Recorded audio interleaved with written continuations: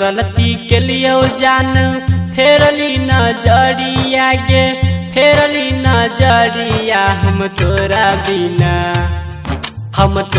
बिना के ना जीवोगे रनिया हम तोरा बिना के ना जीवोगे रनिया ये सोना हमर ये जानू हमर रहबो के ना है दुनिया के सोना हमर रहबो के ना है दुनिया हम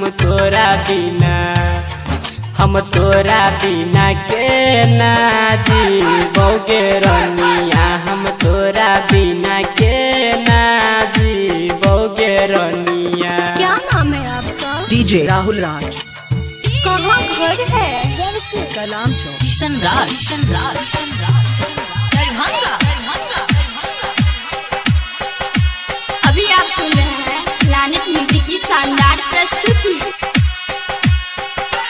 हाँ बड़ा याद ये तही जान पहले वाला बात गे करे रहिए रोज मुलाकात गे केना के कट तही जान सुन न गे रनिया अब हमर सुन रात गे रानी हमर ये सोना हमर छोड़ गेल नगरिया की तोरा बिना हम तोरा बिना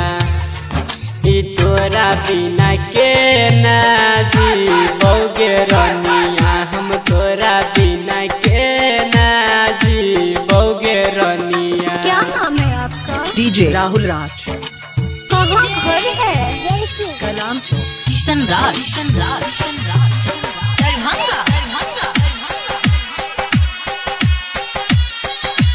अभी आप सुन रहे हैं प्लैनेट म्यूजिक की शानदार प्रस्तुति।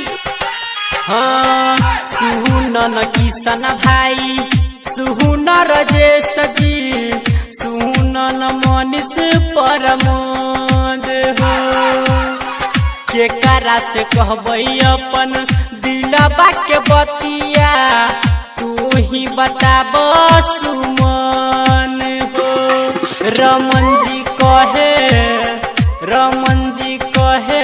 कहाँ चल गेले गई जोड़िया की तोरा बिना